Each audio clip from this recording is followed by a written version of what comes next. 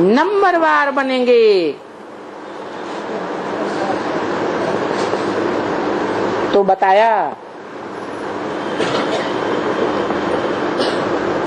कि प्रकृति अपना सारी ताकत दिखाएगी। कौन है प्रकृति ब्राह्मणों की दुनिया में? चैतन्य है।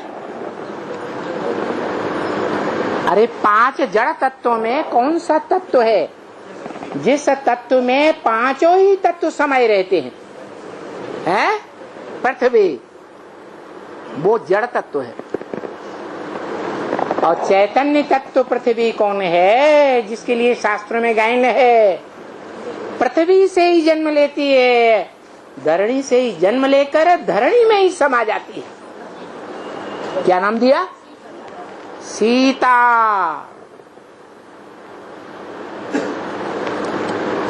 शीतल बुद्धि वाली है।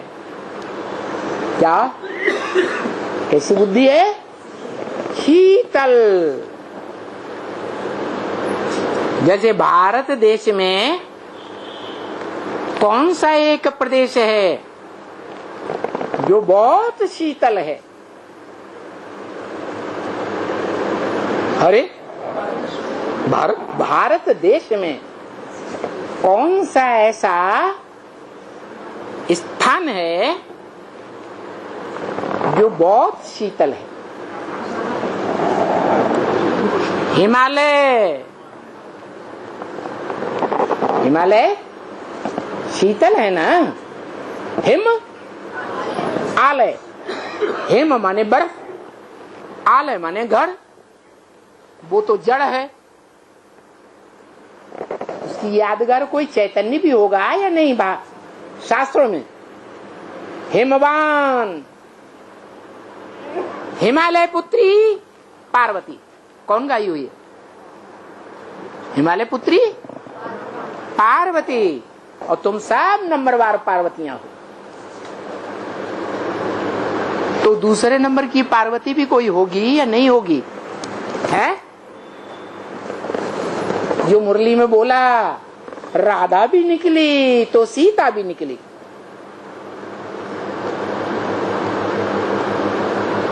ऐसे ठंडे दिमाग वाली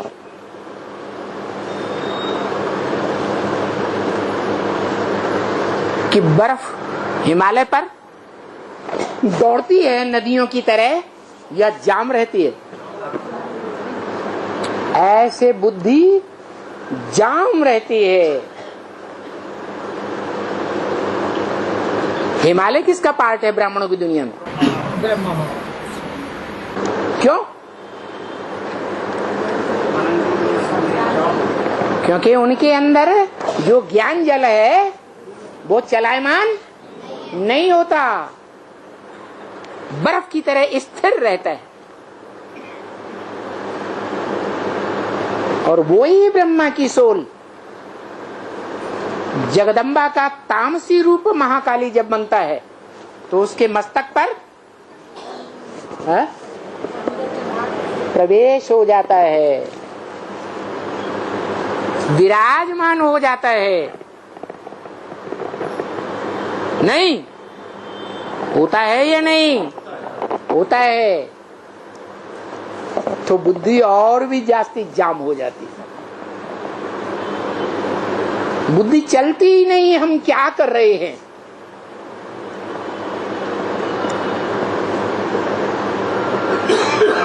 न बाप को पहचानती, न बाप के बच्चों को पहचानने देती।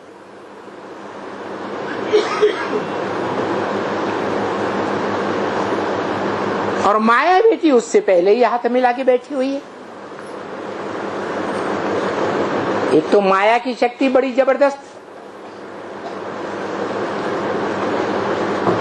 लेकिन बाप के बच्चों के योग बल के सामने अव्यक्तवाणी में बोला माया तंग आ चुकी है। क्या है? माया बाप के बच्चों से योग बल में टक्कर नहीं ले पाती, तंग आ गई।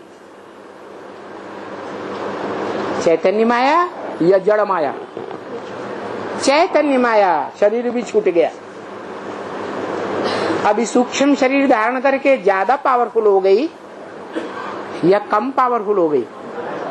ज्यादा पावरफुल हो गई, क्योंकि सूक्ष्म शरीर धारण करते ही मन बुद्धि भी सूक्ष्म हो जाती है या देह में बंधी हुई रहती है? सूक्ष्म हो गई। और जैसे ही सूक्ष्म होती है मन और बुद्धि रूपी आत्मा, वैसे ही प्लान बुद्धि में नया आ जाता है। माया थक चुकी, तंग आ चुकी, शरीर भी छोड़ दिया। थकान शरीर से होती है या बिना शरीर के? तो शरीर भी छूट गया, थकान की बात खत्म हो गई। फट से नया प्लान बुद्धि में आया। क्या क्या प्लान आ गया है? अरे हाँ, बाप की जो घरवाली है प्रकृति, प्र माने प्रकृष्ट, कृति माने रचना। बाप की जो प्रकृष्ट रचना है, जिसकी रचना में बाप ने एड़ी चोटी की ताकत लगाई है, तो ज्यादा पावरफुल बन गई होगी या कम पावरफुल? बहुत पावरफुल बन गई होगी। तो ऐसी प्रकृति से माया बेटी ने क्या किया? हाथ मिला लिया, बुद्धि रूपी हाथ दोनों का मिल गया।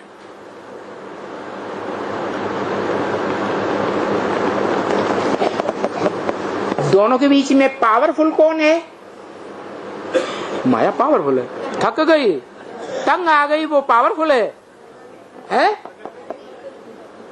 प्रकृति पावरफुल है। माया बेटी है या पत्नी है?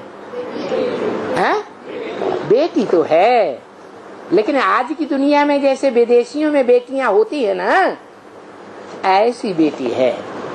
नाम क्या दे दिया? माया बेटी। कैसी बेटी? बाप की गोद में ना आई होती, माँ माने नहीं, आया माने आया, बाप की गोद में ना आई होती तो ज्यादा अच्छा था। बेचारा बाप इतना कमजोर पड़ गया।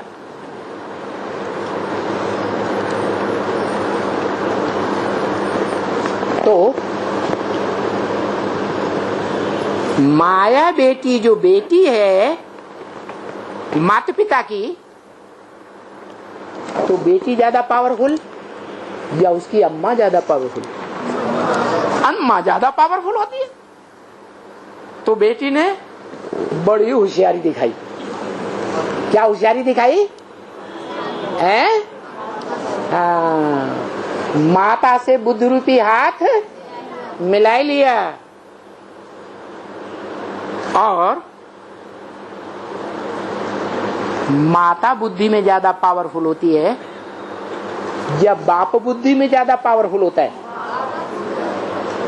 बाप ज्यादा पावरफुल होता है, क्योंकि बाप तो विश्व का मालिक है। बाप क्या है? विश्व पिता है। और माता तो घर संभालती है या विश्व को संभालती है? घर संभालती है, घर के बाल बच्चों को संभालती है। तो जो बच्चों के मुकाबले, बच्चियों के मुकाबले ज्यादा पावरफुल है प्रकृति, जो ज्यादा पावरफुल है, उसने माया से हाथ मिला लिया। तो ये बात तो पक्की है कि दोनों के बीच में पावरफुल कौन है?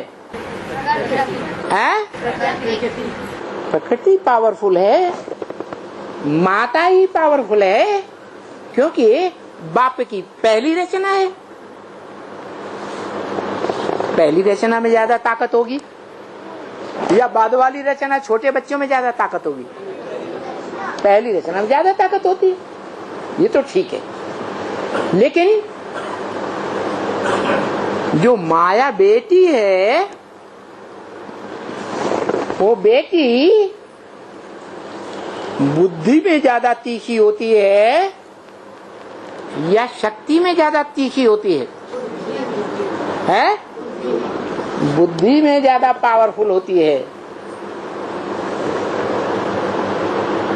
समझ में आ रहा है? बुद्धि में बेटी ज्यादा पावरफुल। क्यों?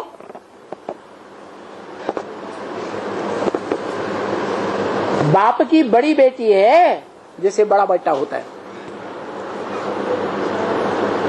ज्यादा बुद्धि में तीखी क्यों है?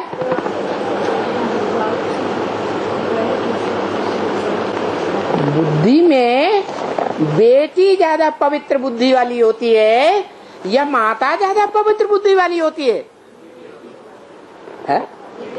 बेटी ज्यादा पावरफुल इसलिए बन जाती है कि पवित्र बुद्धि होती है।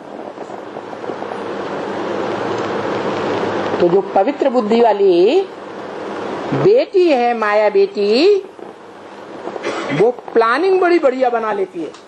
बुद्धि की प्लानिंग, प्लानिंग के आधार पर उसने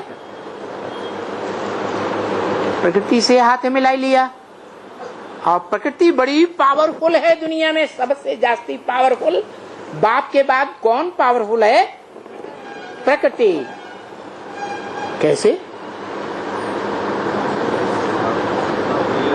है? हाँ, बाप के साथ ज्यादा रही, ये तो बात पक्की हो गई। संग का रंग ज्यादा लगा, इसलिए पावरफुल हो गई। लेकिन इसका प्रूफ मिलना चाहिए कि प्रकृति ज्यादा पावरफुल वाकई हो गई। उसका प्रूफ है जो सिख धर्म में खास गाया जाता है, क्योंकि वो आत्मा लास्ट जन्म में पंजाब के खून से आती है। जो बोला था व्यक्तवाणी में, याद है?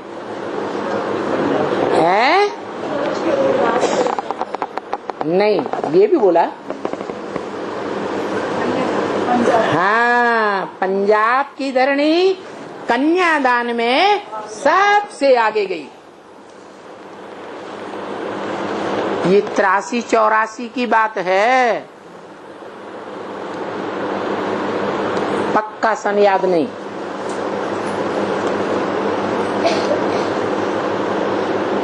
सन 84 के आसपास की बात है कि पंजाब की धरणी कन्यादान में आगे गई। तो क्या कन्याओं में से कोई कन्या ईश्वर के लिए, ईश्वरीय कार्य में इससे पहले किसी ने दान नहीं की थी? नहीं की? अरे ढेर सारी ब्रह्मा कुमारियों के नाम है। पंजाब की कोई कुमारियां थी नहीं 84 से पहले ब्राह्मणों की दुनिया में? थी या नहीं थी? थी, लेकिन कोई बाप को नहीं जानता था। क्या बाप का परिचय कोई को नहीं था? इसलिए बाप को बड़ा फकुर है इस बात का। क्या जो बच्चे अंदर से समझते हैं मुझे निर्गुण हारे में कोई गुण नहीं, बाबा आप ही हमारे ऊपर तरस करो, तो बाबा बड़े फकुर से कहते हैं, अरे बच्चे तुम्हारे अंदर कोई गुण हो या न हो, लेकिन बाप एक गुण सबसे जास्ती देखते हैं, जो बाप के लिए बहुत कुछ मायने रखता है। क्या गुण? बाप की पहचान तुम बच्चों में ही है, जो पहचान दुनिया के और कोई बच्चों में नहीं हो सकती। तुम बच्चे बाप के डायरेक्ट बच्चे हो। रुद्र ज्ञान यज्ञ कुंड के अविनाशी यज्ञ कुंड के अविनाशी आत्मा हो, 84 जन्मों में ऑलराउंड पार्ट बजाने वाली आत्मा हो। तो बड़े बच्चे हुए या छोटे बच्चे? बड़े बच्चों का ग्रुप है। रुद्र ज्ञान यज्ञ के पहलौटी के बच्चे तुम हो। तो बाप का कहना है कि बाप की नजर में तुम ही सबसे बड़े गुणवान हो। जिसने बाप को जाना उसने सब कुछ जाना, और दुनिया में जिन्होंने बाप को नहीं जाना उन्होंने कुछ नहीं जाना।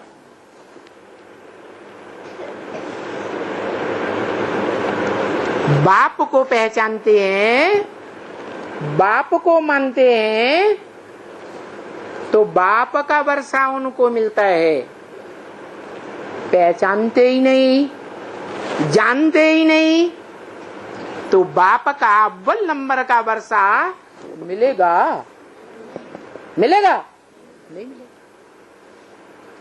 कृष्ण वाली आत्मा दादा लेखराज को ईश्वर बाप का डायरेक्ट वर्षा मिला।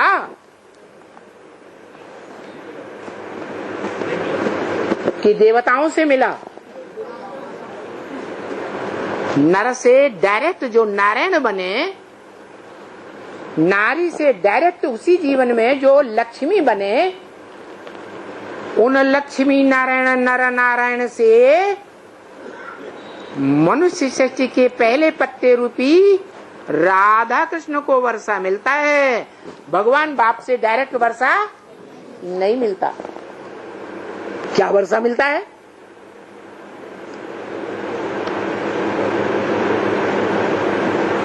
और लक्ष्मी नारायण जो बाप की डायरेक्ट रचना है,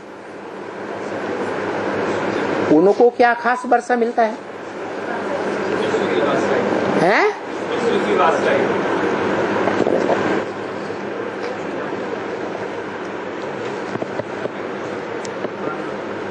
लक्ष्मी नारायण को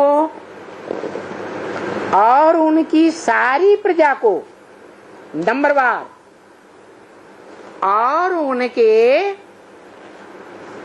परिवार के भांतियों को अतीन्द्रिय सुख का वर्षा मिलता है। क्या ऊंचे थे ऊंचे वर्षा? अतीन्द्रिय सुख का वर्षा मिलता है।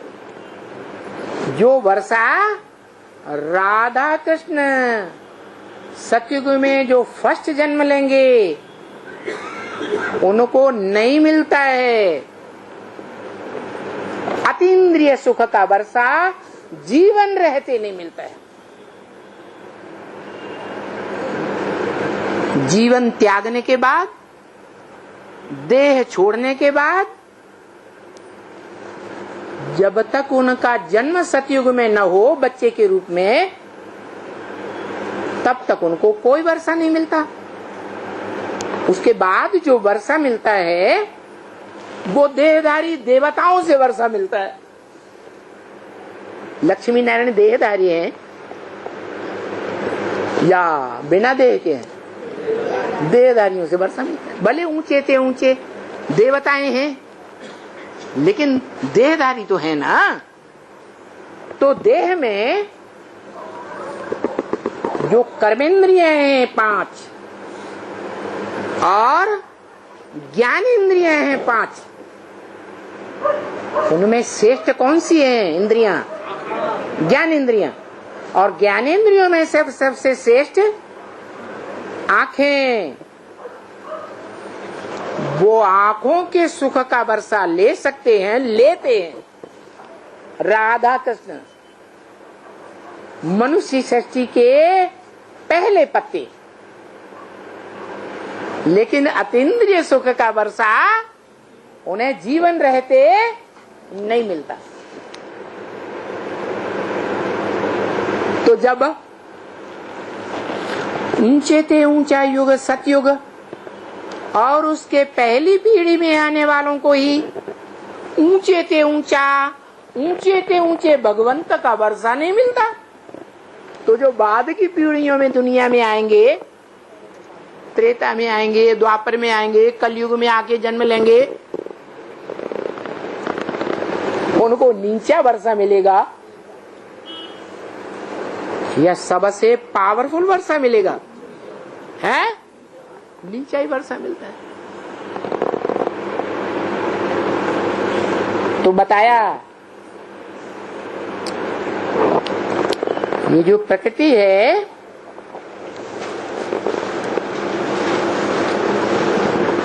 वो अपनी सारी ताकत दिखाएगी। कौन सी ताकत? 5 तत्वों की ताकत दिखाएगी या 5 तत्वों से परे जो आत्मिक स्थिति की पावर है वो दिखाएगी? क्या दिखाएगी? है क्या दिखाएगी? 5 तत्वों की पावर दिखाएगी। पहले तो उसकी अपनी पावर, सहयोगियों की पावर तो बाद में। जो पृथ्वी की पहली पावर है, बड़े बड़े भूकंप लाएगी। क्या? जिन बड़े बड़े भूकंपों में दुनिया की सारी बिल्डिंगें, चाहे 1 मंजिल की हो चाहे बहुमंजिला इमारतें हो, सब धराशायी हो जाएंगी। और दुनिया की ज्यादा से ज्यादा आबादी कहाँ रहती है? हम मकानों में रहती है या जंगल में रहती है? हाँ?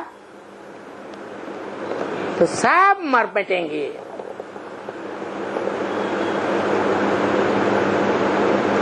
कोई पूछे प्रकृति रूपी माता, धरणी माता ऐसा विकराल रूप क्यों दिखाएगी?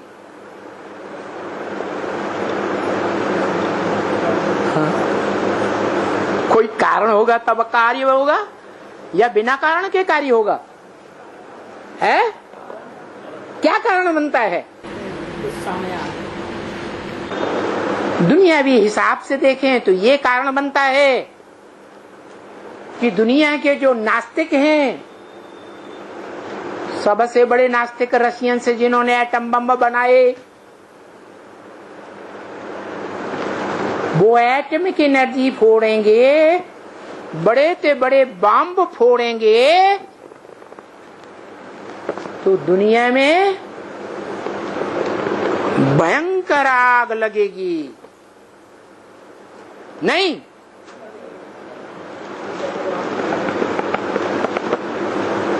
आग ही आग बरसेगी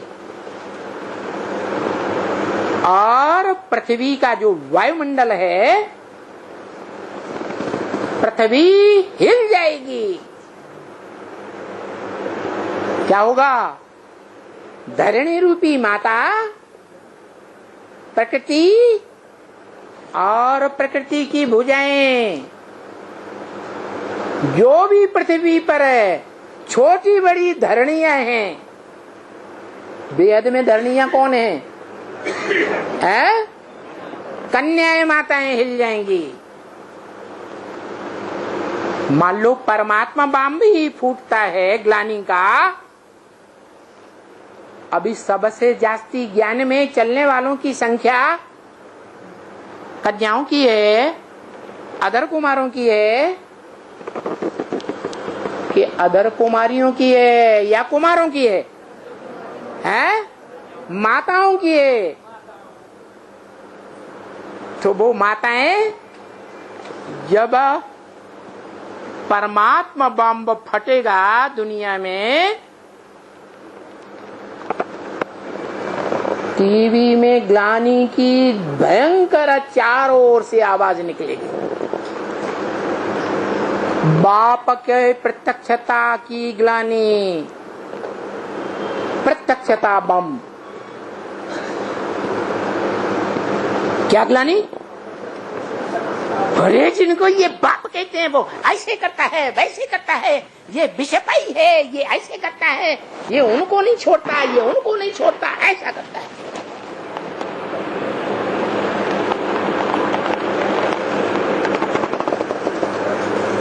ये ग्लानि है या महिमा है? ग्लानि है।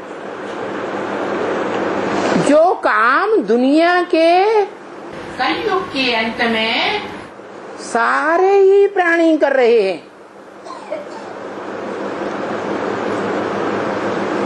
मनुष्य मात्र कर रहे हैं। क्या काम? दुनिया के मनुष्य मात्र, खासकर भारतवासी, विदेशियों से प्रभावित हो जाते हैं या नहीं हो जाते हैं कलयुग के अंत में? खास भारतवासी राजाएं तो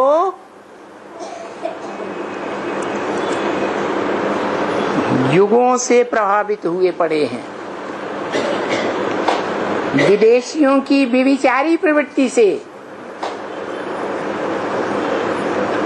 और राजाएं इतने व्यभिचारी बन गए कि विदेशी इतनी रानियां नहीं रख सके, और भारत के राजाओं ने ढेर की ढेर रानियां रखी। तो व्यभिचारी हुए या नहीं हुए? हुए। यथा राजा तथा भारत की प्रजा बन गई।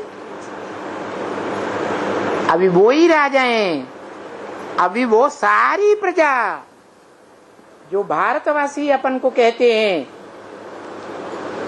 वो सब व्यभिचारी बने पड़े हैं।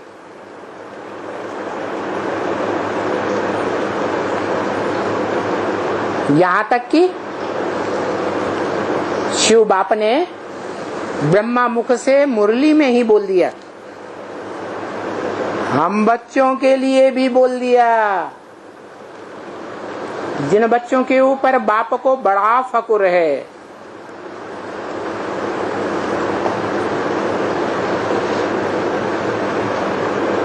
कि इन बच्चों में दुनिया का एक बड़े से बड़ा गुण है बाप की पहचान का। उन बच्चों के लिए बाप कहते हैं, तुम बच्चे भी 10, 20, 50 भूलें तो दृष्टि के व्यभिचार की रोज ही करते होंगे, नहीं तो काउंट करो किसी दिन। करते हैं या नहीं करते हैं?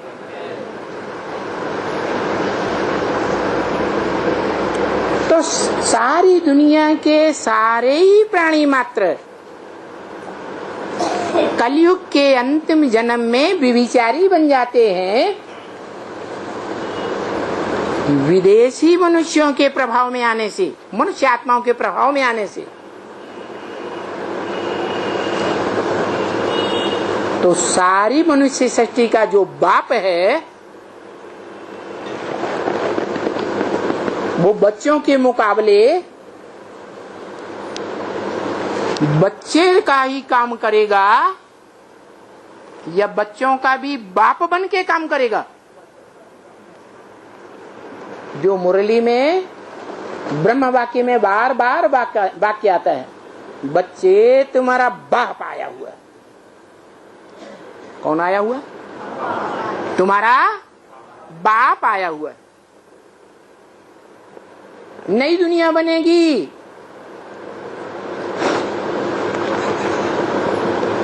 तो जो श्रेष्ठ थे श्रेष्ठ तुम लेंगे।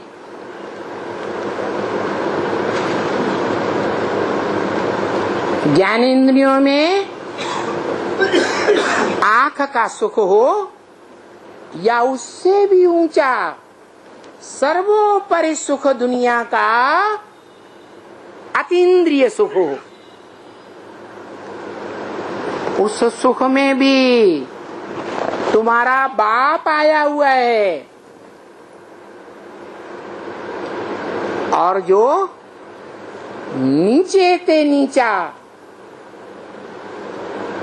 कीड़े मकोड़ों का, जानवरों से भी बदतर राक्षसी सुख है,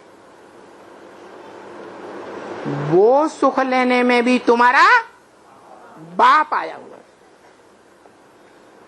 जो शास्त्रों में गायन है कि ज्ञान सागर का मंथन हुआ,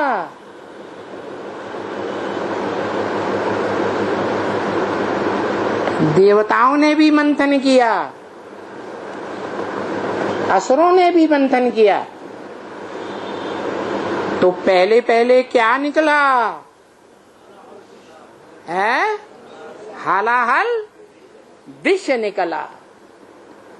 ये क्या होता है?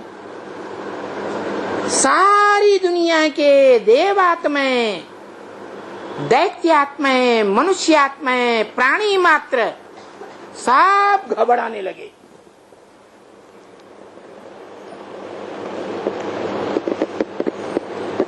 अंदर अंदर से घबराहट होती है या नहीं होती है? है?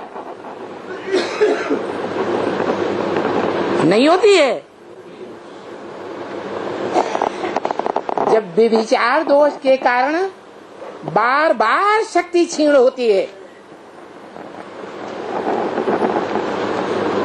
शरीर की कर्मेंद्रियों की और साथ साथ आत्मा की भी शक्ति क्षीण होती है। जो बाबा कहते हैं 5 बीमार से नीचे गिर जाते हैं। अगर काम विकार में गिरे तो क्या रिजल्ट होता है? सारा ज्ञान बुद्धि में से उड़ जाता है। सभी ब्राह्मण बच्चों ने अच्छी तरह से अनुभव किया या नहीं किया? जरूर किया है।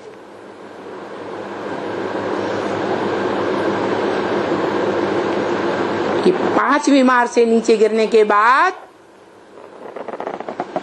जो ईश्वरीय ज्ञान बुद्धि में दौड़ना चाहिए, वो ईश्वरीय ज्ञान का मंथन होता ही नहीं।